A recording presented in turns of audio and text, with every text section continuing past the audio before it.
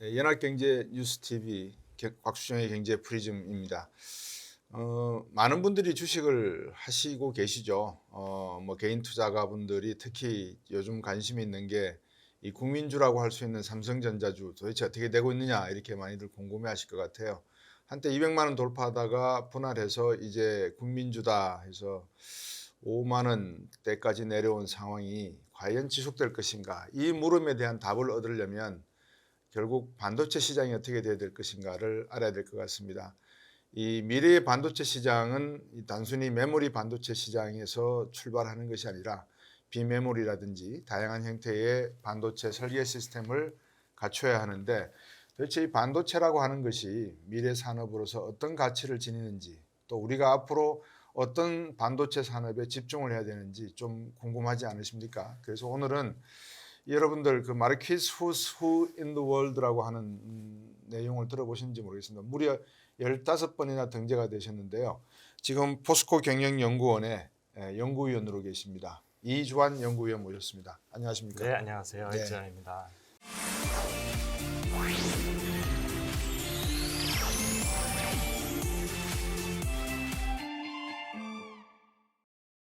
마르퀴스 후스 후 인 더 월드, 이거는 어떤 곳이죠? 보통 저희가 세계 3대 인명 사전이라고 하는 것 중에 네. 가장 역사도 길고 어떻게 보면 가장 저명하다고 할 수 있는 미국에서 발간하는 인명 사전이고요. 네. 그래서 보통 해마다 각 전 세계에서 각 분야별로 뭐 업적이 뛰어났거나 아니면 네. 지명도가 높은 분들 음, 해서 선정을 해가지고 이제 인덱싱하고 네. 그분의 여러 가지 프로필들을 이제 자세하게 기록을 해주는. 그렇군요. 네. 보통 그러면 이제 논문 같은 것도 많이 등재가 되고 하는 뭐 그런 가치 평가 기준이 있을 건데, 그죠? 실은 그 기준은 네. 저도 사실은 뭐 정확하게는 알지는 못하는데 음. 분야를 보면은 네. 정치인들도 있고 그렇군요. 예술인들도 있고 네. 학자들도 있고 네. 굉장히 다양한 공무원들도 있고요. 저는 한 번도 등재돼 본 적이 없어가지고요. 부러움도 있고.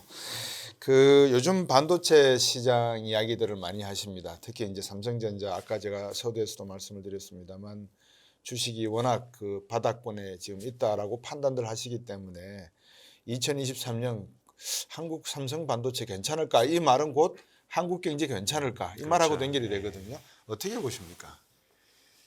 제 생각에는 이제 최근에 반도체 내년 전망 관련해서 많은 문의를 받기도 하고 그러시죠. 그래서 발표나 세미나를 하기도 하고 네. 일단 현재까지 제가 판단하고 있는 바로는 내년은 올해보다 더 힘들어진다라고 보고 있고요. 예. 일단 반도체가 어려워진다는 얘기는 우리나라 수출이나 전반적인 경제도 어려워진다고 보는 게 맞겠죠. 반도체가 차지하고 있는 비중이 워낙 높다 보니까. 네. 그래서 사실은 연간으로 보면은 내년이 올해보다 더 안 좋을 것 같은데 네. 이제 그걸 또 월이나 분기, 상반기, 하반기 이렇게 반기로 쪼개 보면은 예. 내후년이 되면 내년보다 연간으로 좋아질 거라 저는 보고 있기 때문에 네. 그 얘기는 내년 중 어딘가에 저점이 있을 것이다. 네. 그 얘기는 그 시기는 아직은 정확히 알기 어렵지만 데이터를 예. 좀 더 봐야 되겠지만 예. 내년 중에 턴어라운드가 시작은 될 것이다라고 보고 있습니다. 보통 턴어라운드가 된다라고 하면 겨울철 할리데이 쇼핑 시즌에 맞춰서 이루어진다라고 보면 주문이 적어도 3개월 전에 들어가야 된다라고 놓고 보면 한 6월이나 9월 사이에 반전이 있을 수 있다. 대충 이렇게 짐작해도 되겠습니까? 반도체 계절 특성 자체가 3분기가 가장 실적이 좋은 피크 타임인데 네. 이게 이제 그런데 전반적으로 큰 사이클이 상승기에 있느냐 하락기에 있느냐에 따라서 네. 변수들이 조금 있긴 합니다. 음. 그래서 원래대로 하면은 3분기가 가장 피크이기 때문에 일단 네. 3분기를 조금 기대를 해보고 있습니다. 예. 제가 그냥 찍었는데 대충 6월에서 9월 맞춘 것 같습니다. 제가 농담으로 말씀을 드렸지만 저도 저 경제연구소 민간연구소에 있을 때 반도체 사이클을 제가 저 계량 모델로 한번 돌려본 적이 있거든요. 이게 반도체라고 하는 게 일정한 주기를 예측하기가 상당히 다른 경제 변수보다 어렵더라고요. 그 이유가 어디에 있습니까? 다른 산업하고 비교해 봤을 때는 오히려 저는 예측이 쉬운 산업이 반도체라고 보고 있고요. 네. 왜냐하면 반도체는 다른 소비재와 달리 사실은 B2B 비즈니스가 거의 대부분이다 보니까 그렇죠. 이게 사실은 수요와 공급만 예측이 가능하면 수요 공급에 의해서 가격이 정확하게 나타나게 되고 네. 그 가격 흐름에 따라서 기업의 실적이 잘 반영이 되고 있거든요. 예. 물론 주식은 좀 다른 얘기지만 네네. 실적을 놓고 보면은 그래서 어떻게 보면 저는 IT 기업 중에서도 반도체가 오히려 예측이 가장 좋은 예측하기가 좋은 아. 산업이라 생각이 되고 있고 예. 사이클 특성이 사실 계절 특성과 사이클 특성은 조금 다른 거거든요. 네, 그렇죠. 조금 전에 말씀드렸던 3분기가 가장 통상적으로 좋다는 얘기는 1년을 기준으로 했을 때 예. 계절적으로 그렇다는 얘기이고 네. 말씀하신 것처럼 4분기에 주로 많은 완제품들, 휴대폰, 컴퓨터, 노트북이 팔리니까 네. 그 부품이 되는 반도체는 이미 3분기 때 세트 업체들이 재고를 쌓아놓기 시작을 합니다. 네, 네. 그래서 3분기가 되는 거고 네. 이제 1, 2분기가 비수기가 들어가게 되는데 네. 그거는 1년 내에서 봤을 때 계절 특성인 것이고 그렇죠. 우리가 보통 어떤 산업의 사이클을 얘기할 때는 이제 연 단위로 보면서 그렇습니다. 네. 이게 어디가 호황이고 어디가 불황이냐 이 얘기를 하게 되면 네. 이 특성은 비교적 사실은 공급과 수요의 상관관계에서 잘 나타나고 있습니다. 네. 그래서 그 사이클 특성이 대략적으로는 예. 4년 정도의 아, 주기를 갖고 있는데 예. 물론 정확하지는 않고요. 여러 예. 가지 이슈에 따라서 짧아지기도 하고 길어지기도 그렇겠죠. 하는데 음. 현재 사이클은 지금 어떻게 보면 평상시보다 조금 오히려 긴 사이클이라고 아. 보고 있고요. 예. 어떻게 보면 좀 더 좋은 시기가 생각보다는 오래 갔다고 보고 있습니다. 네. 보통 1년 반 정도 호황기 후에 2년 반 정도 불황기가 오는 게 사실은 과거의 전형적인 사이클이었는데 네. 지금은 2년 이상을 끌었거든요. 네. 호실적 시즌이. 네. 그래서 어떻게 보면은 일각에서는 예년보다 더 안 좋아진 거 아니냐라는 말씀을 하시지만 냉정하게 과거부터 보면은 기존 사이클보다 오히려 호황기가 길었던 사이클이다라고 보는 게 맞습니다. 네. 방금 그 계절적 요인과 그 사이클 순환적 특성에 대해서 이제 말씀을 주셨는데 그러면 저희들이 1990년을 한번 가정을 해보자고요. 그래서 1990년에 퍼스널 컴퓨터 시대가 열리고 인터넷이 확장이 되면서 반도체 수요가 급등을 해버렸지 않습니까? 네, 그렇죠. 그래서 아마 이거는 뭐 퀀텀 점프라고 해야 될 것 같은데 앞으로 전기자동차, 드론, AI, 뭐 로봇, IoT 이 디지털 기술 혁명의 시대가 곧 이번 위기가 어느 정도 끝이 나는 조짐이 보인다면 시작될 그런 시점에 간다라고 가정을 할 수 있단 말입니다. 그래서 이 경우에 반도체에 대한 수요, 물론 뭐 시스템이냐, 뭐 비메모리냐, 메모리냐의 차이가 있겠습니다만 앞으로 한 몇 년쯤이면 1990년도 초반과 같은 그런 뭐 퀀텀은 아니더라도 반도체에 대한 수요가 급등을 할 것이고 거기에 대한 준비는 어떻게 하고 있는가 기업들은 한번 여쭤봐도 될까요? 어떻게 보면 지금 질문해 주신 거는 굉장히 긴 장기 사이클에 대한 네. 이해를 바탕으로 말씀을 드려야 되는데 네, 지금 말씀하신 것은 이제 새롭게 생기는 수요 창출되는 섹터를 말씀해 주신 것 같고 예, 그쪽은 확실하게 성장률이 굉장히 높겠죠. 네. 그래서 뭐 두 자릿수 이상의 성장률을 보이는 분야들이 분명히 있을 텐데 근데 결국에는 반도체 칩 메이커 입장에서 보면은 총 수요가 항상 중요한 거잖아요. 네, 그렇다 보면은 분명히 지금 라이징하는 섹터가 있는 반면에 네, 이제 거꾸로 쇠락하는 섹터들이 그렇겠죠. 있어서 네. 이제 성장률 자체가 정체되거나 심지어 는 음. 마이너스로 가는 섹터들이 있는데 네, 대표적인 것들이 이제 그냥 일반적인 PC 쪽하고 네. 그다음에 휴대폰에 들어가는 섹터들 아, 예. 이 두 부분이 어떻게 보면 아직까지도 가장 많은 수요의 비중을 차지하고 있는 산업 분야인데 예. 이쪽은 이미 성장률 자체가 기대하기 힘든 부분이거든요. 음. 마이너스로 갈 때도 많이 있고 특히 네. PC 쪽은 마이너스로 이미 오래전부터 가고 예. 있었고 휴대폰도 사실은 시장 자체가 판매 대수 자체가 정체돼 있기 때문에 단지 기기 한 대당의 용량이 증가하는 것 때문에 근근히 버텨주고 있는 시장이라고 네. 보시면 될 것 같아서 네. 오히려 등치가 더 큰 쪽에서는 이미 성장률이 제로에 가깝게 되어 있다. 네. 그래서 그런데도 불구하고 그나마 반도체 시장 전체가 꾸준히 성장을 하고 있다는 얘기는 말씀하신 새로운 수요가 계속 창출되고 있기 때문이다. 네. 그래서 선방을 하고 있다고 보셔야 되는 거지. 네. 과거와 같이 새로운 수요가 퀀텀 점프할 만큼 시장을 급격하게 끌어올리는 일은 앞으로는 저는 영원히 없다고 봅니다. 영혼이 없다. 네. 그 영혼이 없다라는 말씀을 듣고 보면 결국은 지금 반도체 기업 업체들은 이 단기 사이클도 중요하지만 중장기 사이클을 놓고 봤을 때 이제 효율적 측면에서 접근하지 않으면 어려울 것 같다 이런 생각도 드는데 어떻습니까? 우리나라 기업에 지금 반도체 기업 그러면 삼성 그리고 또 SK 하이닉스 뭐 이렇게 되는데 이 두 업체하고 대만의 TSMC 또 뭐 반도체 공정 장비를 판매하는 네덜란드의 ASML 그다음에 일본의 도시바 파나소닉 이런 기업들 간에 또 뭐 중국의 뭐 텐센트라든지 여러 기업들 간에 경쟁 구도 체계는 어떻게 뭐 변화될까요? 어떻게 예측을 하고 계십니까? 지금 그 경쟁 구도가 사실 굉장히 많은 플레이어들을 말씀해 주셔서 어떻게 보면 반도체 산업에 굉장히 확장시킨 연장시킨 이제 밸류체인에 다 들어가긴 하는데 네. 사실 저희들이 반도체 산업에 속한 입장에서 보면은 사실은 이제 그 너무 복잡하게 좀 한 달이 건너서 연결되는 곳까지 다 언급을 해주셔서 그렇습니까? 이걸 한꺼번에 몰라서 말씀을 드리기는 그렇습니다. 조금 예. 어려울 것 같고 예. 일단 제가 좀 전에 굉장히 긴 사이클을 말씀을 드렸기 때문에 예. 그 부분을 일단 먼저 말씀을 드리면 그러시죠. 제가 최근에 그러니까 그 전에 먼저 모든 산업은 다 라이프 사이클이라는 게 있어서 어떻게 보면 우리가 뭐 태동기에서부터 급격하게 성장하는 시기가 있었고 네. 그다음에 꾸준히 성장하지만 성장률은 약간 둔화되는 시기 그랬다가 네. 급격히 둔화되는 시기 쇠퇴기 네. 보통 이런 식으로 라이프 사이클을 갖고 있는데 저도 이제 반도체 쪽을 많이 요청을 받고 또한 스피치를 요청받다 보니까 과연 반도체 산업이 그 굉장히 긴 롱텀의 전체 풀 라이프 사이클 중에 어느 위치에 있는가 궁금해져서 네. 올해 사실은 어떤 반도체 기업 중에 가장 큰 기업 쪽에 요청을 네. 받고 갔을 때 네. 그것을 분석한 자료를 한번 공유를 했던 적이 있는데 네. 분석에 의하면 변곡점들이니까 결국 몇 번 나타나는 거잖아요. 네. 그래서 두 번째 변곡점 즉 성장기가 가장 빠르게 변화된 변곡점은 이미 지났고요. 네. 그 다음에 그렇다고 아예 이제 완만하게 플랫하게 가는 영역까지는 아직 도달하지 않았고 성장은 지속되지만 세 번째 변곡점이라고 해야 될까요? 성장률이 살짝 이제 둔화 모드로 변하기 시작하는 변곡점이 세 번째 네. 변곡점인데 네. 그 변곡점이 제가 볼 때는 짧게는 5년 후 길게는 7년 정도에 도달하는 것으로 일단 판단이 되더라고요. 네. 그 얘기는 5년에서 7년 이후에는 어떻게 보면 반도체 성장세는 많이 급격하게 감소할 수 있는 시기가 올 것이다. 총 수요를 놓고 보면 네. 그래서 그거를 지금 반도체 기업과 이제 정부라든지 그걸 준비하는 시간을 지금 가져야 된다고 생각을 하고 있고 그러면 어떻게 준비해야 될 것이냐 결국에는 아까 우리 대화 중에 이미 힌트가 나왔는데 쇠퇴하는 영역이 있고 앞으로 굉장히 빠르게 성장 영역이 있기 때문에 그렇죠. 반도체 기업의 포트폴리오 변화를 그동안 준비를 해야 되는 거죠. 네. 결국에는 쇠퇴하는 쪽에 대한 의존도를 줄여나가고 네. 앞으로 굉장히 빠르게 성장할 쪽에 대한 의존도를 높여나가는 것을 향후 5년에 7년 동안 준비를 잘 한다면 예.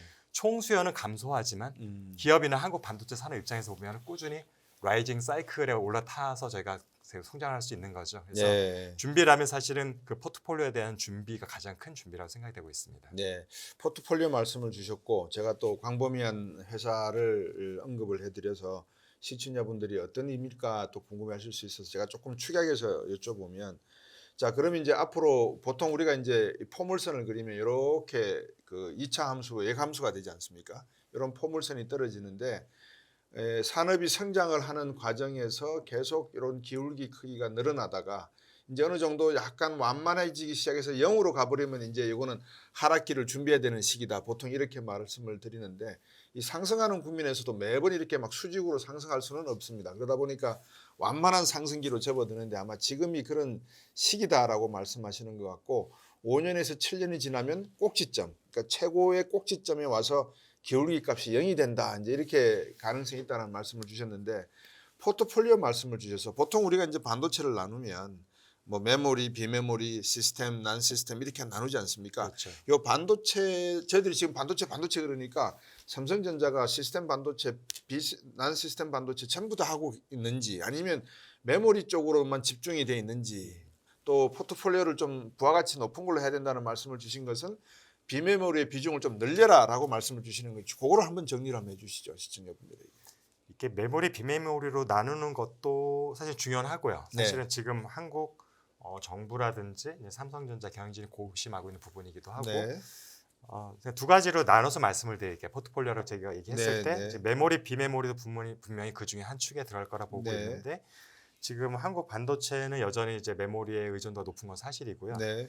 이제 하이닉스 같은 경우는 사실 비메모리가 아직은 그냥 태동 단계여서 거의 메모리 의존도가 95%뭐 이 정도로 나오는 것 같아서 예. 사실은 좀 더 준비가 더 빠르게 필요한, 준비를 해야 되는 시점이라고 생각이 되고 있고 네. 삼성 같은 경우는 이미 비메모리 역사 한 20년 이상이 됩니다. 네. 근데도 우리가 사실 잘 모르는 거는 아직까지도 전체 매출이나 이익에 기여하는 그 비중이 높지가 않았기 때문이기도 네. 하고 그다음에 너무 일부분에만 있다 보니까 네. 우리가 일반적으로 말하는 비메모리 전체 큰 시장에 놓고 볼 때는 아직까지도 진출한 곳이 너무 적다라는 부분이 있을 수도 있는데 근데 여기서 제가 이제 비메모리라고 얘기할 때 우리가 사실 혼동이 많이 있는 부분이 있어요. 네. 혼용해서 쓰는 부분들이 있는데 자 파운더리는 비메모리냐 이 부분이거든요. 그렇죠. 여기서 정치하는 분들이나 아니면 과학 기술 정책을 위반하는 분들이나 많은 분들, 심지어는 언론이나 기업분들이 이제 거기서 혼동 포인트가 많이 생기는데 네. 파운더리는 메모리냐 비메모리냐 예. 둘 다 아닙니다. 음. 파운더리는 사업 비즈니스 모델을 구별할 때 예. 우리가 뭐 칩 메이커들이 설계부터 패키지까지 다 하는 거를 이제 종합 반도체 기업에서 IDM이라고 하는 건데 예. 삼성전자 하이닉스의 메모리 쪽이 사실은 IDM인 네. 거고요. 마이크론도 IDM인 것이고 그렇죠. 인텔도 IDM인 것이고요. 네. 반면에 파운더리라고 하는 것들은 비즈니스 모델 중에 내가 설계를 하는 건 아니고 고객들이 나한테 의뢰를 한 것들을 예. 생산 제작만 해주는 예. 걸 말하는데 비즈니스 모델인데 예. 그럼 그 중에는 비메모리만 있느냐? 물론 비메모리 쪽의 비중이 훨씬 높긴 합니다. 네. 왜냐하면은 메모리 제품은 대부분 규격화되어 있다 보니까 네. 우리가 백화점에서 원하는 물건을 규격대로 사면 그렇죠. 되는 것처럼 그런 네. 시장이 이미 형성이 돼 있어서 음. 그런 의미에서 보니까 파운더리에서는 비메모리 쪽이 대부분 많긴 하지만 음. 엄밀히 말하면 파운더리는 메모리 비메모리의 기준은 아닌 것이고요. 그 중에는 메모리들이 있을 수 있는 거고 비메모리도 있을 수 있다. 그런데 우리가 예를 들어 삼성전자가 파운더리의 경쟁력을 높이는 것이 그러면 비메모리 시장에서 우리의 위상이 높아지는 것이냐? 생각해보면 그럼 우리가 TSMC라는 기업은 파운더리 부동의 1위 기업인데 네. 그럼 TSMC 반도체라는 것을 본 적이 있습니까? 라고 물어보면 없습니다. 없죠. 예. 왜냐하면 TSMC는 본인 브랜드의 반도체는 없거든요. 없으니까. 그들이 제품을 만드는 것은 뭐 퀄컴으로 간다든지 뭐 그렇죠. 애플로 간다든지 네. 이런 식으로 분명히 그 고객이 한테 가면 그들의 브랜드로 판매가 되는 것이기 때문에 음. 그냥 하청 업체인 거예요. 제조만 해주는. TSMC는 그러면 메모리, 비메모리 비중이 어느 정도 됩니까? 그거는 사실 저희가 알기는 어렵고요. 기업 비밀이겠죠. 기업 비밀이기도 하고 왜냐 예. 포트폴리오 자체가 사실은 그렇겠죠. 대리에 쌓여 있는데 음. 보통 대충 보면은 추정치는 있어요. 네. 여전히 휴대폰 쪽 비중이 여전히 제일 높아서 뭐 8% 되고 음. 고객 중에는 뭐 애플과 어디가 비중이 높다는 네. 얘기 나오지만 그건 이제 추측성인 것이지 정확한 건 영업 비밀이기도 하고 그렇죠. 고객 리스트 자체가 영업 비밀인 영업 거잖아요. 비밀이니까. 예. 근데 고객 리스트를 알아야 얘네들 주로 어떤 걸 그렇죠. 하고 무슨 제품까지를 커버를 하는지를 알 수 있는데 네. 대략적으로 거의 8,900의 메이저 고객이 있다라는 정도가 알려져 있고요. 네. 그러다 보니까 굉장히 다양한 제품이 있을 수밖에 없습니다. 그렇겠네요. 기술도 음. 우리가 삼성전자 파운더리 지금 2위 업체이기 때문에 사실은 뭐 시장 비중이 굉장히 크긴 하지만 네. 포트폴리오로 놓고 오면은 사실은 7나노 이하의 선단 제품 비중이 거의 대부분을 차지하고 있는 네. 반면에 TSMC는 뭐 20나노, 30나노 오. 이상의 굉장히 전통적인 네. 그런 뭐 레거시 제품들의 비중도 굉장히 높은 것이고요. 그렇네. 물론 부가가치로 따지면 선단 제품이 높을 수는 있지만 네. 여전히 포트폴리오 전체로 보면 굉장히 스펙트럼이 넓다. 네. 그 사이들은 저희들이 삼성전자 TSMC를 직접 비교하면서 강점과 장단점을 얘기하는 조금 어려움이 있기도 하고 그렇겠네요. 그러다 보니까 그런 파운더에서 TSMC를 꺾으면 비메모리 1위가 되는 거냐라는 네. 질문은 사실 질문 자체가 잘못되었다라는 그렇죠. 예. 것이 저의 일단 첫 번째 대답이고 예. 물론 비메모리 시장이 높다고 하지만 TSMC가 사실은 비메모리 기업 1위라고 말하는 사람 아무도 없어요. 네. 인텔이 1위라고 얘기를 하죠. 네. 그렇게 생각해 보면 파운더리 1위가 된다고 해도 비메모리 강자는 아니다. 네. 하청 업체일 뿐이다. 예. 그러면 진정한 비메모리 1위가 되려면은 결국에는 직접 설계 능력을 키워야 된다는 그렇죠. 거고요. 예. 그러게 되면은 우리가 사실은 경쟁자가 TSMC가 아닌 거예요. 예. 그 네로라 하는 여러 가지 많은 설계에 특화되어 있는 비메모리 네. 업체들이 경쟁자가 돼야 된다 하는 건데 음. 삼성전자의 강점은 뭐냐? 설계 능력을 갖춘다면 직접 제조까지도 할 수 있는 능력이 있다. 네. 근데 기존의 우리의 경쟁자들은 설계 업체는 설계만 하고 제조 업체는 제조만 한다. 네. 물론 인텔 같은 경우 양쪽을 다 하고 있지만 네. 요즘에 제조에서 역량이 조금 경쟁력이 떨어지다 보니까 오히려 외주 TSMC 쪽으로 본인들도 많이 주고 있고 네. 본인들 이제 파운드리 쪽으로 바꾸겠다라는 얘기를 하고 있는 건데 네. 어쨌든 그래서 우리가 타겟팅을 어디 하냐에 따라서 우리가 뛰어넘어야 경쟁자가 좀 달라진다라는 것도 인식해야 돼서 네. 제가 볼 때 우리가 뭐 메모리는 지금 1위니까 우리나라가 네. 비메모리도 1위가 되려면 단순히 파운더리 비중을 높이는 것으로 해결이 되지 않는다.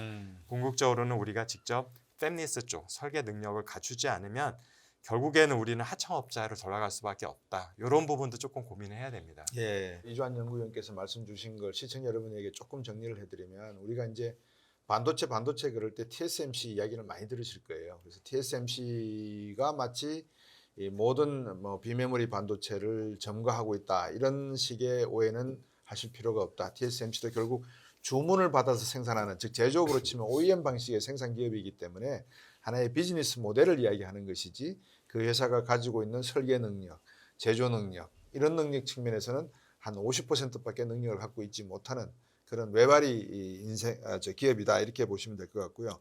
사실 중요한 건 이제 패블리스입니다. 이 비메모리 쪽으로의 어떤 능력, 설계 능력을 이야기하는 건데 그러면 우리 이주환 연구위원님께 여쭙고 싶은 게 그다음 궁금함이 이렇게 비메모리 쪽이나 패블리스 쪽을 설계를 의뢰하거나 직접 설계를 하려 그러면 그쪽으로 나가는 상품이나 물품 또는 어떤 그 디지털 정보통신 기기에 대한 기술, 응용 기술이 존재를 하거나 상상력이 있어야지만 가능하지 않겠습니까?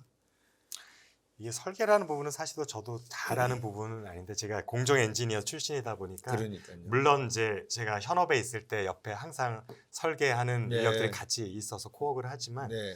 일단 그때 피부로 느꼈던 게 뭐냐 하면 국내에는 일단 그 설계를 할 수 있는 인적 자원이 굉장히 풀이 너무 좁다. 그 결국에는 인력에 대한 부분들이 제가 20여 년 전에 현업에 있을 때도 계속 그 부분이 어려움이었었는데 네. 지금도 여전히 동일한 어려움을 겪고 있다고 제가 듣고 있습니다. 네. 그 얘기는 한국이 지금 그동안 반도체 인력도 많이 양성을 했고 예를 들어서 계약학과 같은 것도 많이 생겼지만 대부분 이제 공정 쪽에 치우쳐져 있었던 것 같고 네. 설계 인력은 여전히 지금도 사실은 수요에 비해서 공급이 부족하다는 상황이어서 외국에서 많이 리크루팅을 하고 있는 것으로 알고 있고요. 사실은 그러니까 우리가 사실은 인력 풀 자체가 없다 보니까 그 다음에 큰 팹리스 기업이 없다 보니까 생태계 자체가 취약한 거죠. 그렇죠. 뭔가 대기업이 큰 기업이 하나 있으면 그것을 하나 앵커 같이 해서 많은 생태계가 구성이 될 수가 있는데 네. 그 역할을 해줄 수 있는 기업이 팹리스 쪽에서는 아직은 한국에는 없기 때문에 그래서 우리가 사실 그쪽이 아직까지 역량이 크게 강화가 빠르게 되기 어려운 부분에 있고 예. 대부분의 팹리스들을 보면은 미국이 한 50% 정도 네. 그다음에 대만과 싱가포르가 뭐 거의 한 17% 정도 예. 그냥 놀랍게도 그 뒤에 한 8에서 10% 정도가 중국입니다. 예. 그래서 팹리스만 놓고 보면 중국이 제4의 국가인 셈이고요. 그렇네요. 그래서 한국이 사실은 중국을 무시하지만 또 설계 쪽을 놓고 보면 오히려 우리보다 훨씬 앞서 있는 기업 국가이기도 해서 물론 이제 기업 수와 매출은 그런 거고 이제 개별적인 기업의 능력을 놓고 보면 좀 다를 수도 있겠지만 네. 어쨌든 생태계라는 거는 볼륨도 중요하기 때문에 그렇죠. 그런 면에서 우리가 좀 부러운 부분도 사실 있는 건 사실이고요. 네. 결국에 팹리스 쪽의 생태가 강하려면 최종 제품을 연결시키는 중간 고리이기 때문에 사실 보면 미국의 팹리스가 강하다는 것들은 뭔가 아이디어와 새로운 수요를 창출하는데 그것들을 디자인과 설계 쪽에서 일단은 어프로치를 한다는 거죠. 네. 왜냐하면 제조는 막강한 TSMC하고 잘 관계만 유지하고 되고 때로는 네. 삼성과만 잘하면 되기 때문에 근데 우리는 일단은 처음에 반도체 산업이 잉태될 때부터 생산 기반으로 저희들이 되었고 왜냐하면 그렇죠. 생산이 가장 일단 캐치업을 할 때 유리했었잖아요. 네. 네. 우리가 사실은 우리보다 앞선 기술을 잘 벤치마킹을 하고 때로는 제품을 리버스 엔지니어링을 통해 가고 네. 내부를 잘 분석을 해보면 네. 어느 정도 좀 시간이 좀 따라갈 수 있는데 설계라는 것들은 우리가 처음부터 사실은 우리 영역에 밖에 있었던 부분이기도 하고 네. 말씀드렸죠. 인적 인프라라든지 공급 측면에서 취약한 부분도 있다 보니까 삼성전자 정도 글로벌 기업조차도 팹리스, 그러니까 설계 쪽의 인적 자원이 여전히 좀 취약한 부분을 네. 스스로도 좀 느끼고 있는데 이거는 기업 하나가 풀 수 있는 부분은 아니잖아요. 그렇죠. 교육과도 연결이 되어 있는 부분이고 네. 그래서 제 생각에는 근데 뭐 삼성전자 아무리 돈도 많고 역량이 있지만 본인이 한국의 팹리스 어떤 인프라를 강력하게 혼자 만들 수 있는 건 아니고 또 생태계를 구축할 수 있는 건 아니다 보니까 네. 이 부분은 사실은 우리나라 정부에서도 많이 정책적으로 좀 도와줄 수 있는 부분이 있는 것 같다는 생각이 듭니다. 그래서 그 부분도 저도 여러 번 얘기는 드렸지만 지금 여러 가지 정책도 그렇고 삼성이나 하이닉스의 사실은 용인에 하는 클러스터에도 사실은 예. 그런 부분들도 다 염두에 두고 있거든요. 예. 그래서 최근 중장기 투자를 결정하면서 그쪽에는 이제 설계, 그다음에 네. 소재, 부품, 장비 쪽에 아직 기업들 다 협력업체들을 아우르는 예. 그런 생태계 구성을 하고 있지만 예. 사실은 그게 되게 장기 플랜이거든요. 그렇죠. 2030년을 타겟으로 하는데 예. 2030년은 뭐 8년 뒤지만 그때 된다 하더라도 사실은 굉장히 작은 규모 수준일 수도 있는 거다 보니까 제일 좋은 건 사실은 대규모 M&A가 한 건 정도 발생을 하는 게 좀 좋다고 보고 있긴 네. 하는데 정부 측에서도 사실은 인재 양성 부분에 있어서는 많은 부분 좀 힘을 실어주면 좋겠다는 생각이 있습니다. 우리 이주환 연구위원께서 강조하시는 것 중에 하나가 지금 이제 생태계 문제인데 사실은 제가 이제 시청자 여러분들에게 거시적인 환경을 좀 짚어드리는 이유가 우리가 그냥 반도체 그러면은 그냥 칩만 생각을 하거든요. 사실 칩은 결과물이고 이 결과물이 나오기까지는 수많은 어떤 상상력과 창의력, 과학 그리고 뭐 물리학적인 수많은 기초 과학이 필요한 항목들이 있습니다. 그런 점을 여러분들께서 조금 이해를 먼저 생태계 차원에서 이해를 해주시면 어떻겠나라는 차원에서 좀 거시적인 질문을 오래 드렸습니다. 또 한 가지 이제 마지막으로 제가 거시적인 질문을 드리고 싶은 게 하나가 생태계 말씀을 하셨으니까 결국은 정부 지원이나 기업들이 투자를 하려 그러면 의료 바이오라든지 로봇이라든지 이런 모든 첨단 산업들이 하나의 클러스터화 이렇게 한 곳에 모여 있어서 산업단지 산학연구도 마찬가지고 서로가 연구를 하는 가운데 인력이 만들어지고 또 새로운 인력을 초빙해서 보이기도 하는 이런 분위기를 정부가 지원을 해야 된다라는 말씀을 주셨는데 지금 삼성도 그렇고 LG도 그렇고 지금 연구단지를 양재역 쪽인가요? 그쪽에 만들었죠. 우면산 쪽에 우면산 쪽에 캠퍼스들이 캠퍼스들이 있죠. 있죠. 그쪽에서도 아마 이런 활동을 좀 하고 있는 걸로 제가 생각이 되는데 어떻습니까? 우리나라의 이런 그 생태계 산업에 생태계 환경에 대해서 잠깐 좀 소개를 해주시죠. 어떤 상황이다. 이건 제가 뭐 잘 말씀을 드릴 수 있는 주제는 아닌 것 같긴 한데 사실은 뭐 우면동 쪽에 일부 LG 삼성 같은 네. 캠퍼스들이 오래전부터 있기도 했었고 근데 그 이제 기능과 역할들이 사실은 뭐 그곳에 그냥 일부분만 있는 상태거든요. 네. LG 같은 경우는 어떻게 보면은 메인 R&D 쪽은 마곡에 있는 사이언스 파크 쪽에 사실은 대규모로 네. 있는 상태이고 우면은 이제 일부 섹터가 그쪽에 남아 있는 거고 삼성 캠퍼스도 사실은 또 종교원은 또 따로 있고 네. 그다음에 우면 쪽에도 R&D 기능도 있지만 또 벤처 생태에 관련된 기능들이 많이 섞여 있는 거다 보니까 네. 지금 사실은 기대하시는 그런 것들을 뭐 한 지역에서 다 할 수 있는 건 현재는 한국은 없다고 보는 게 맞는 것 같고요. 이제 용인에 하고 이제 삼성전자 뭐 평택이란다 이 근처에 새로 조성되는 것들을 기대를 할 수 있지만 이게 사실 완공되려면 시간이 굉장히 많이 걸리는 부분이기도 있어서 예. 현재로서는 뭐 미국의 뭐 실리콘밸리니 뭐 이런 역할을 할 만한 밀집되어 있는 기술들의 집약적인 생태계의 어떤 센터가 될 만한 부분은 제 눈에는 아직은 보이진 않습니다. 이 눈치 빠른 시청자분들은 제가 이 부동산 경기 이야기도 드린 걸로 지금은 다 생각하실 수 있을 겁니다. 자, 이제 조금 미시적인 이야기, 기업 이야기로 좀 구체적으로 한번 들어가 볼까 합니다. 이주환 연구위원과 이제 거시적인 이야기를 했으니까, 자, 삼성하고 하이닉스에 대해서 보다 좀 이 기업 내용적이고 우리의 경쟁력 차원에서 한번 말씀을 드리고 싶은 게 치킨 게임 이야기를 많이 듣는단 말입니다. D램 싸움을 하고 있다. 이제 그러면 삼성전자, 하이닉스가 세계 점유율 시장 점유율 1위이기 때문에 메모리 쪽으로 그럼에도 불구하고 가격은 지금 뭐 하락세이기 때문에 이 치킨 경쟁에서 과연 우리가 어떻게 승리할 수 있겠는가가 첫 번째고 두 번째는 이제 감산을 또 한단 말입니다. 치킨 게임 하는 와중에서도 이게 너무 가격이 싸지니까 이 가지고 단가가 안 맞다. 이건 뭐 마이너스 출혈할 필요는 없지 않냐. 오펙도 감산을 한다 그러면 세계 경기가 안 좋으니까 감산한다 그러면 유가가 오르지 않습니까? 그러면 D램 가격도 올라야 되는데 D램 가격은 오르지가 않는 것 같단 말입니다. 그러니까 어떤 현상이 일어나고 있는지 그거 한번 설명해 주시죠. 일단 석유 산업하고 반도체 산업하고 이제 그런 결국 어떻게 한 단어 말하면 이제 시차라고 말할 수 있는 네. 건데 석유 산업은 사실은 어떻게 보면은 약간 그 대부분의 원자재 시장이 그렇잖아요. 네. 거기는 사실은 심리적인 시그널만 가지고 일단 먼저 움직이기 시작하는 시장이어서 그렇죠. 감산을 결정했다만 가지고도 바로 심리적으로 영향을 미치고 왜냐하면은 그 차이가 원자재 시장은 실수요와 실공급자 사이에 네. 버퍼가 굉장히 큰 시장인 거죠.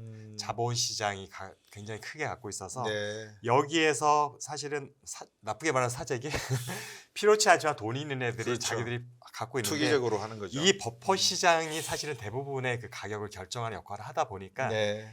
작은 시그널 가지고도 이쪽에서 움직이는 거죠. 그래서 그 영향이 가격으로 바로 나타나요. 실제 수요하고 상관없이. 네. 근데 반도체 칩은 사실은 그렇지가 않고 네. 정말 바로 실시간으로 칩이 정말 글로벌리 투명하게 트레이드되는 시장이고 가격이 실시간으로 변화된 시장이다 보니까 네. 그런 버퍼라고 할 수 있는 건 재고 정도 수준인 거지. 네. 재고라는 것도 고객과 어떤 생산자가 자기가 쌓고 있는 실물의 재고인 거예요. 그러니까 석유랑은 좀 원자재랑은 좀 굉장히 성격이 틀려서 네. 그래서 어떤 감산을 한다는 뉴스가 나오더라도 바로 가격이 연동되기 어려운 부분이 있고요. 네. 그다음에 또 하나는 우리가 반도체 팹 라인의 생산 프로세스에 대한 이해가 조금 필요한데 네. 사실 어떻게 보면 반도체가 실리콘 웨이퍼가 맨 처음에 이제 아무것도 패턴이 없는 네. 베어 웨이퍼가 들어가서 예. 최종 칩으로 나오고 커팅해서 패키지가 되는 시간이 네. 짧게는 2개월에서 3개월 정도 시간이 그렇게 걸립니다. 걸립니까? 근데 우리가 자 감산을 하겠다라고 얘기를 하면 일단은 네. 투입하는 양을 줄이는 것부터 시작이 되는데 네. 이미 들어가 있는 애들은 공정을 계속 진행을 하죠. 그렇겠네요. 얘네 그럼 중간에 스탑을 하면 어떻게 돼?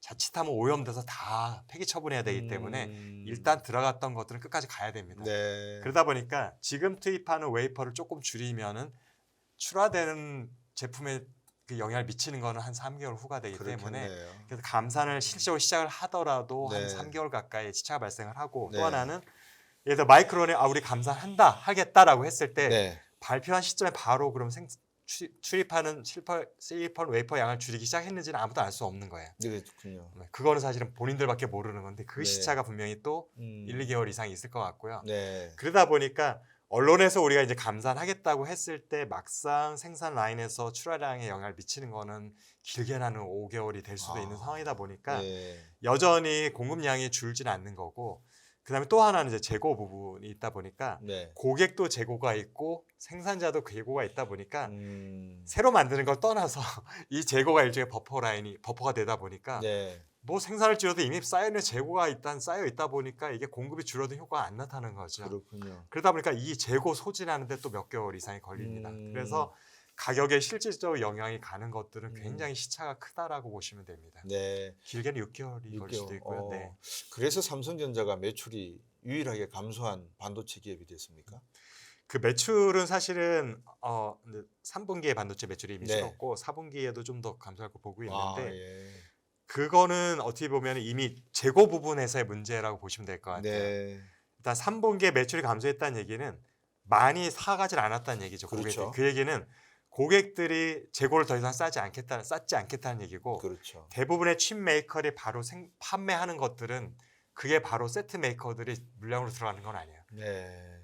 수요가 좋을 거라고 예상을 해가지고 재고를 쌓는 과정 중에 출하가 발생하는 건데 더 이상 재고를 쌓으면 안 겠다고 판단하는 순간 주문량을 줄여버리죠. 네. 그 재고가 결국에는 고객의 재고 물량에서 칩메이커의 재고로 이전되는 단계에 이르니까 매출은 발생을 하지 않게 되죠. 네. 근데 가격에도 영향을 미치지 않고 예. 그래서 지금은 사실은 그 상황이라고 보시면 될 것 같습니다.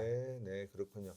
재고가 어느 정도 경기가 좋을 거다 예상이 되면 재고를 많이 축적을 해놔야 되는데 기업 측면에서도 놓고 보면 앞으로 2023년 기업 환경이 그렇게 불투명한 것 같다. 내가 과연 설비 투자나 자본 투자를 해서 여러 가지 원자재를 비롯한 이런 설비 쪽에 투자를 해야 되나 고민하고 있는 상황이기 때문에 그것이 조금씩 밀려나면서 지금 삼성전자까지 파급 효과를 주고 있다. 이렇게 이야기하시면 될 것 같습니다.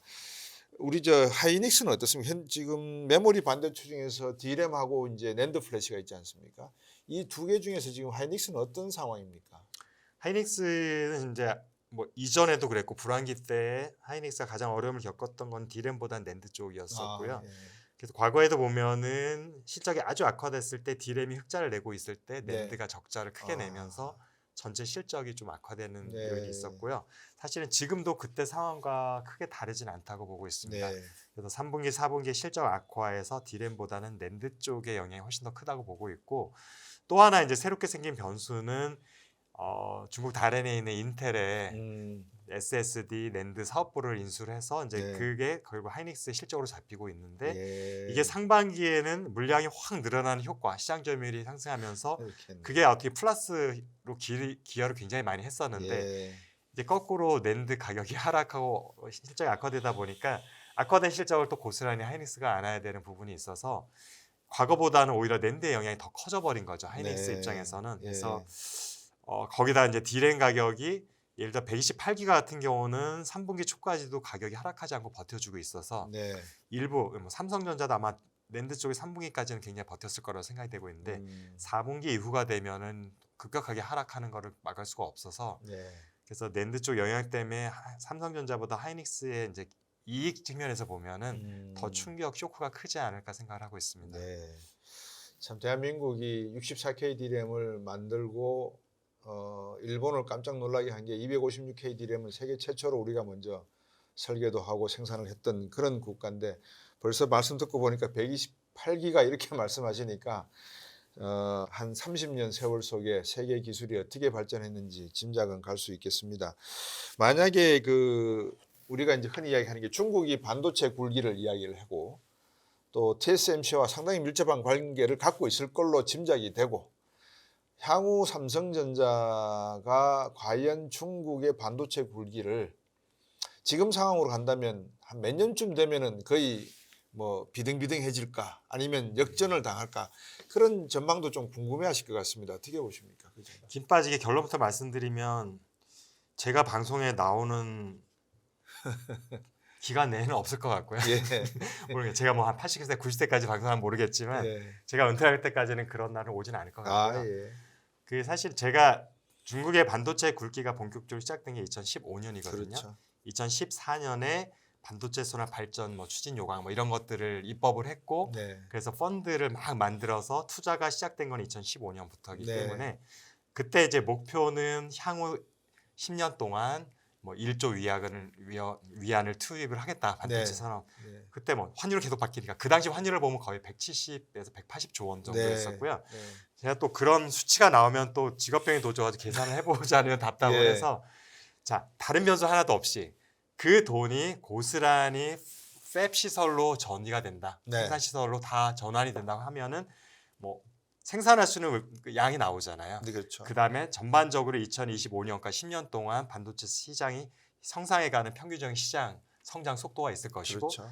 그 다음에 한국 기업들이 또한 그 과거 대비해 가지고 저희들이 또한 추세를 연장해 보면 생산량이 성장해가는 추세가 있어서 네. 그 세 개를 계산을 해본 다음에 이제 점유율을 계산할 수 있으니까 그렇죠. 계산을 좀 해봤습니다. 네. 그래서 2015년, 16년 이때 계산해봤을 네. 때 당시의 계산으로는 2025년 이제 네. 중국의 사실은 야심찬 1조 위안 투자가 다 마무리됐을 때에 네. 시장 점유율이 얼마나 높아졌을까 해보니까 중국의 점유율이 최대로 갔을 때 네.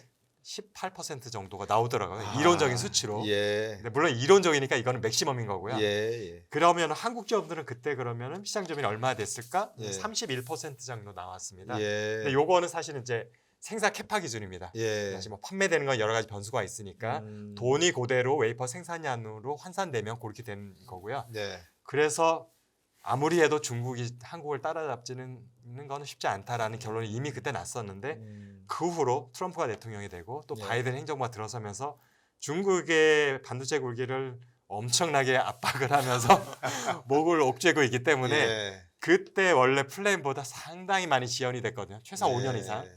그렇게 되면 2030년이 돼도 중국의 시장 점유율이 18은 고사하고 10% 초반대 정도 되면 잘 되는 거다라는 생각이 되기 때문에 네. 지금 사실 우리가 우려하는 상황은 일어나지 않을 거다라는 생각이 들고 있습니다. 네.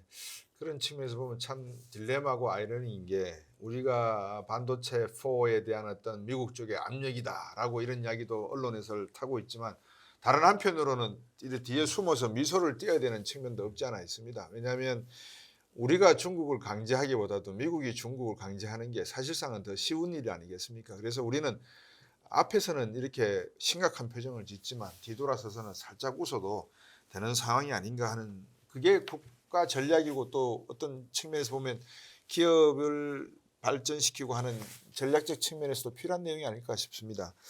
그러면 글로벌 동향 한번 저희들이 짚어보기로 하겠습니다. 방금 안 그래도 제가 미국이 반도체 4에 대한 이야기를 했습니다만은 이 세계 반도체 시장에서 사실은 미국과 일본이 1990년대까지만 하더라도 한 37% 시장 점유율을 가지고 있었습니다. 일본 기업 파나소닉과 도시바 이 기업들이 초창기에 한국이 반도체를 한다 그러니까 나사도 못 만든 나라에서 무슨 포항제철을 짓느냐라는 이 소위 1960년대 말의 이야기가 또다시 나왔었습니다. 한국이 반도체를 한다고? 그런데 한국이 해내고야 말았거든요. 그러면 우리나라가 과연 앞으로도 일본이나 미국의 이런 시장 점유율을 조금씩 뭐 이제는 뭐 아주 임계치에 접근하는 식으로 이제 뺏어놔야 되겠죠. 그러다 보면 결국은 미국이나 이런 유럽 국가들은 자국 내에서 생산하는 반도체를 내놔라 또 이런 조건을 내놓을 것 같아요. 이 부분은 어떻게 보십니까? 이미 뭐 현실화되고 있는 상황이기도 네. 하고 특히 이제 미국이 워낙 그렇게 나오니까 요즘은 유럽도 사실은 분위기가 그렇죠. 따라가려고 하는 분위기가 조금씩 생기고 있긴 한데 이게 이제 아까 제가 간단하게 반도체 생태계 말씀을 드리면서 뭐 IDM 얘기도 했고 팹리스 뭐 네. 그다음에 우리 뭐 파운드리 얘기가 바운더리. 나와서 예. 결국에 이게 전반적으로 반도체 생태계를 구성하고 있는 한 네. 축들인데 네. 미국의 지금 반도체는 이전에 초창기에 말씀하셨던 것처럼 인텔이 먼저 반도체라는 건 어쨌든 개발하고 시장을 만들었고 초창기에는 이제 메모리에서도 독보적인 기술력과 시장 점유율을 갖고 있었다가 이제 메모리가 일본 쪽으로 넘어갔었고 네. 그다음에 1990년대 말까지만 해도 일본이 사실은 메모리 시장에서는 거의 압도적인 영향력을 갖고 있었고 유럽 네. 업계 몇 개, 미국 한두 개 있었다가 이제 그게 이제 한국으로 넘어오는 거죠. 90년대 말 2000년대로 넘어오면서 네. 그래서 이제 우리가 부동의 메모리 분야에서는 뭐 국가별로는 1위를 계속 하게 되는 건데 미국에서 그러면서 다 팹리스 쪽으로 이제 옮겨갔던 거예요. 축들이. 네. 네. 사실은 어떻게 보면은 그거는 경제 이론에 맞춰 보면은 가장 합리적인 결정이었던 합리적이죠. 거죠. 그렇죠. 사실은 반도체뿐만이 아니라 미국이 전반적으로 보면 제조업 동공화라는 얘기를 우리가 많이 듣잖아요. 네, 그렇죠. 대부분의 제조 시설들은 다 해외로 해외로 나갔었고 나가버렸으니까. 예. 미국은 사실은 서비스 위주, 그다음에 자본시장 위주로 발전했던 거고 네. 그걸 이제 반도체로 좀 축소해 보면은 자본이 아니라 이제 팹리스 위주로 성장했던 것이고 제조는 다 외국 업체들한테 아웃소싱했던 네. 것인데 이제 그런 것들이 미중 간의 어떤 무역 분쟁이라든지 정치적인 논리 이런 것들이 들어가다 보니까 물론 표면적으로는 안보 위험을 내세우고 있죠. 네. 중국의 그런 핵심 기술들을 맡겨놓으면 검증되진 않았지만 어차피 표면적인 거는 그런 이유이긴 한데 어찌됐건 그래서 자국 내 제조 시설도 갖춰야 되겠다라는 게 이제 네. 트럼프 정부부터 음. 강조를 하게 됐던 건데 이게 단시간에 되질 않죠. 특히 메모리만 해도 미국의 마이크론이 있긴 하지만 삼성, 하이닉스에 비하면 여전히 어떻게 보면 서드에 해당하는 네. 세 번째 랭크되고 있고 기술력이나 이런 게 물량이라든지 그렇게 있고 파운더리로 보면 여전히 TSMC에 압도적인 의존도를 하고 있기 때문에 네. 완전히 이걸 끊어내는 건 제가 볼 때는 뭐 10년이 걸려도 쉽지는 않은 상황이어서 네. 그것이 단실에 되지는 않겠지만 중요한 거는 그런 방향으로 일단 방향이 전환이 됐다라는 거. 네. 그 얘기는 우리도 이제는 거기에 대한 대응을 하지 않으면 안 된다. 음. 과거에는 어떤 상황이었냐? 우리의 고객의 70%가 거의 중국이었기 때문에 네. 고객과 가까운 곳에 당연히 생산 시설을 갖고 있는 것들이 네. 경제적인 이면이라는 고객과의 관계에 있어서 당연히 유리했었죠. 그다음에 그때만 해도 전 세계 글로벌라이제이션이 굉장히 추세였던 것이고 네. 경제적인 측면에서도 유리했던 것이고 아무런 문제가 없었다가 중국의 이제 생산시설 만드는 것도 여러 가지 제약이 생기고 왜냐하면은 그 제조 시설을 업그레이드를 하는데 장비가 필요한데 장비 중국 쪽에 반입이 지금 문제가 생기기 시작했던 네, 것이고 네, 네. 그다음에 중국의 우리의 고객인 뭐 화웨이라든지 뭐 이런 고객들한테 거래하는 것도 블랙리스트에 올라간 기업과 거래하지 말아야 돼 버리니까 네. 이 부분도 이제는 자연스럽게 막히는 부분이 생겼고 그렇죠. 또 반면에 미국의 공장이 있는 애들만 인센티브를 주겠다. 네. 노골적인 사실은 중국도 마찬가지였어요. 배터리 할 때 네. 한국 기업들이 중국의 그렇죠. 점유율이 지금 그렇게 밀려났던 것들 초기에는 안 그랬거든요. 네. 자국 기업들한테 인센티브에 물량을 몰아주면서 한국 기업들에 대해서 불이익을 주면서 우리가 중국 시장에서 사실은 굉장히 쇠퇴할 수밖에 없었던 네. 건데 그렇죠. 이제 미국이 이제 그렇게 된다 음. 보다 보니까 이게 반도체도 그렇고 뭐 배터리도 그렇고 딜레마가 우리들이 설비 투자를 할 수 있는 거는 한계가 있습니다. 자본 네. 여력도 그렇고 네. 경제적인 측면뿐만 아니라 전략적인 의사 결정을 보더라도 나라마다 팹을 지을 수는 없는 거거든요. 근데 지금 중국도 요구를 하고 있고 미국도 요구를 하고 좀 있으면 유럽도 요구를 하게 되는데 네. 모든 곳에 우리가 다 공장을 지을 수는 없어요. 음. 사실 먼저 그 딜레마 빠졌던 게 배터리 업체인들인 거고요. 네.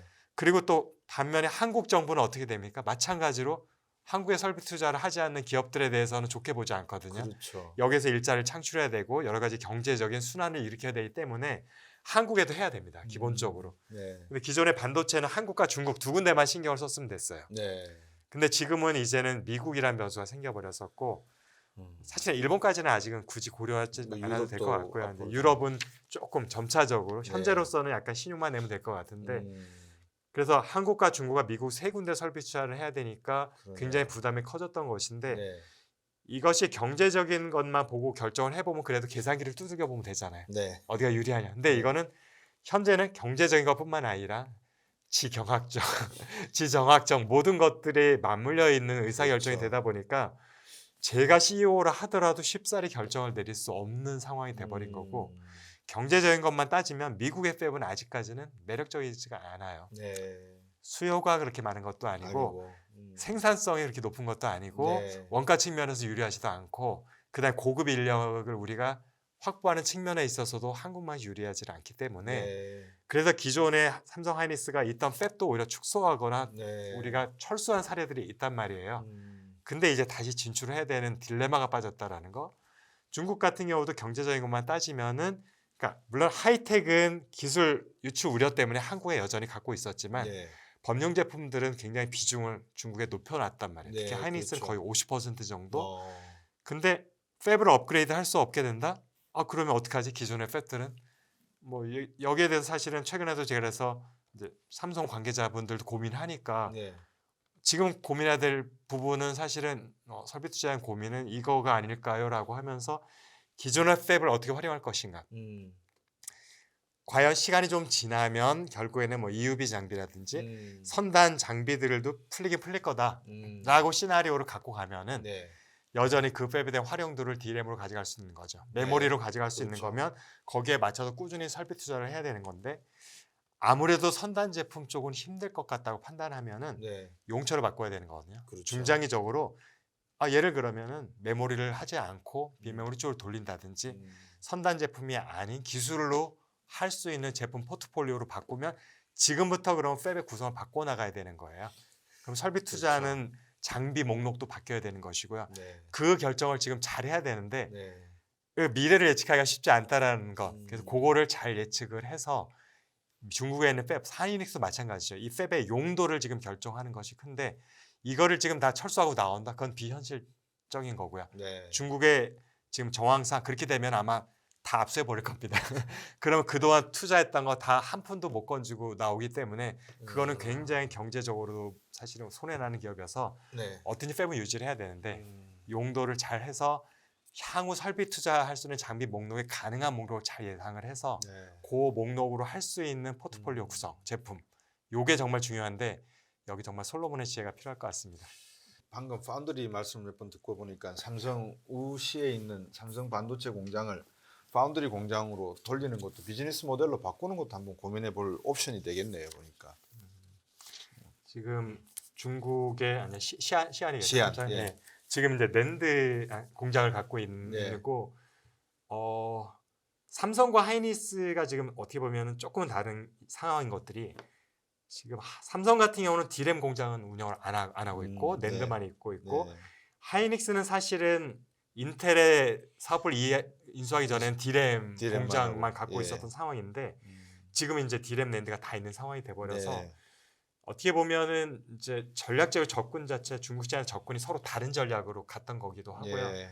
하나 공통적인 것들은 양쪽 다 가장 첨단 기술을 한국에서 한다라는 거. 음. 왜냐면 기술 유출 우려도 있고 정부에서도 그렇죠. 사실은 최신 기술은 못 가게 이미 막혀 있거든요. 미국이 산업기술 못 가게 유출법 하겠죠. 이런 것 아니 미술을 떠나서 떠나서. 한국 산자부에서도 예. 그래서 디스플레이 공장을 중국에 투자할 때도 굉장히 심의기간이 길었던 것들이 네. 이 기술이 중국에 가도 되는지 안 되는지에 대한 정부의 심의가 길었던 측면이 있어서 그렇군요. 반도체도 마찬가지고 그 대상이기 때문에 음. 그래서 뭐 미국과 상관없이 우리들의 기술을 보호하기 위해서 그렇겠죠. 그런 측면이 당연히 있는데 이제 그럼에도 불구하고 이 중요한 것이 그럼 선단 기술의 기준이 몇 너너 이하가 선단 기술입니까? 그 질문을 받았었어요. 그건 그렇죠. 해마다 바뀝니다. 그렇죠. 왜냐하면 선단 기술의 가장 최첨단이 계속 바뀌어가고 있으니 그렇다면 선단과 레거시 기술의 기준점도 계속 따라서 바뀌는 거라서 그렇겠죠. 그러면은 선단이 아닌 것을 시준이 옛날에는 18나노였는데 17이 되고 16가 되고 15가 된다.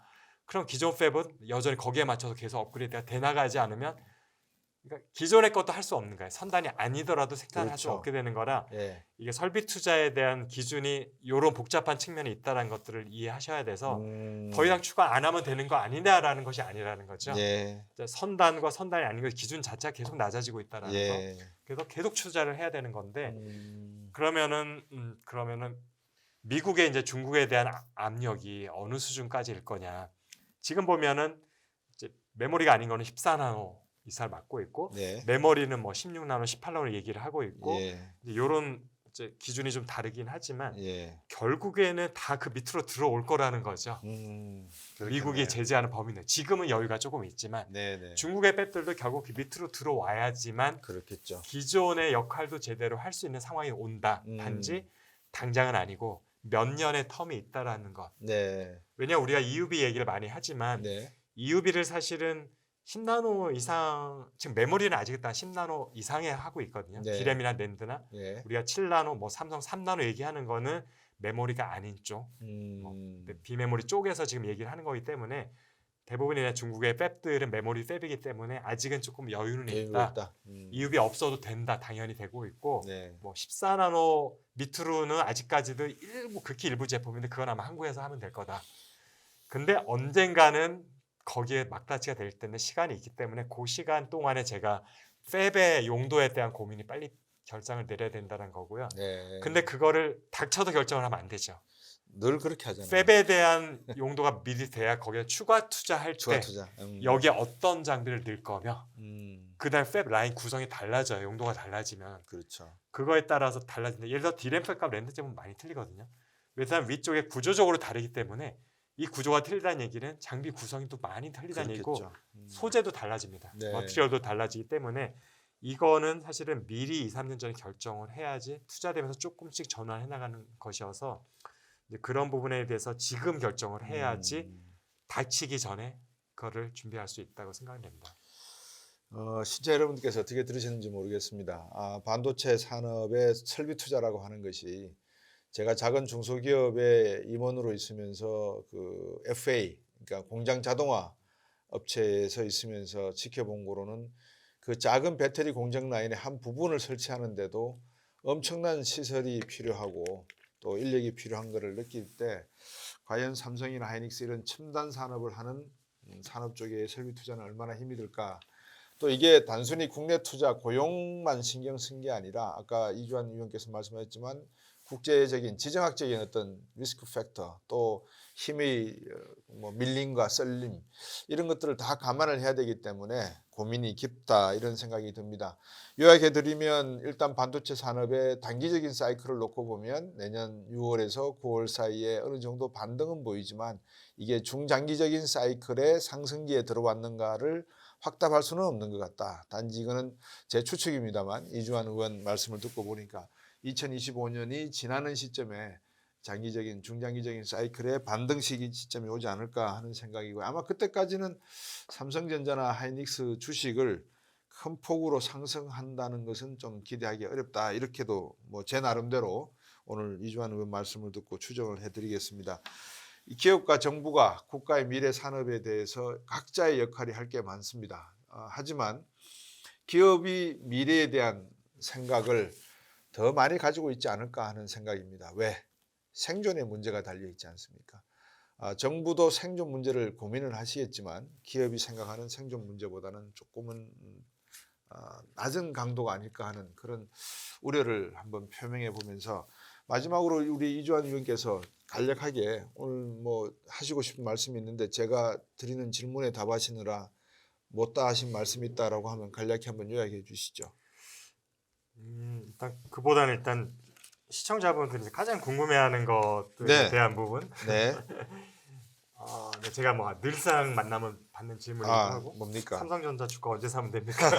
뭐 사실은 그거는 사실 뭐 정확히 알 수 있는 건 아니고 지금 이제 반등 시점하고 주가 반등 시점하고 사실은 시차가 좀 있다는 걸 생각을 해보면 어느 정도 시점에 대한 이제 감은 우리가 잡을 수 있다고 생각은 되고 있고요. 일단 말씀을 정리해 주셨지만 제가 생각하는 실적으로 봤을 때는 내년 상반기가 거의 바닥을 지나는 시점일 수 있겠다라는 생각이 네. 들고 있고 그렇게 되면은 이제 주가는 하반기쯤 되면은 조금 올라가고 있다고 생각할 수 있는데 근데 문제는 사실은 주가라는 것들은 조금 선행하는 측면들이 있어서 그러다 보니까 쌀 때 사는 걸 원하는 분들이 있잖아요. 그래서 가장 쌀 때 사고 싶다라면 지금으로부터 시작해서 내년 2분기 정도까지 잘 보시다가 그때 중에 어느 날 그냥 사실 시장 외적인 요인 때문에 출렁거리면서 한번 많이 빠지는 타임이 있다면 그때쯤 사서 갖고 버티고 계시면 좋지 않을까라고 생각을 합니다. 곽수영의 경제 프리즘은 주식 투자에 대한 책임은 절대 지지 않습니다. 개인의 투자에 의해서 판단해서 하시는 거고요. 각 전문가들마다 의견이 다르신 것은 분명히 있습니다. 하지만 이주환 의원의 말씀을 귀담아 들으실 필요가 있는 것은 이 금속공학도이시지만 앞에서도 말씀드렸습니다만 마르키즈 후즈 인 월드에 15번이나 등재된 그러한 귀한 인재십니다. 그분이 하시는 반도체 산업의 미래에 대해서 예측을 귀담아 들으셔서 여러분들 혹시 투자에 관심 있으시면 한번 참고하셨으면 하는 말씀입니다. 곽수영의 경제 프리즘 오늘 여기서 마치겠습니다. 감사합니다. 네, 감사합니다.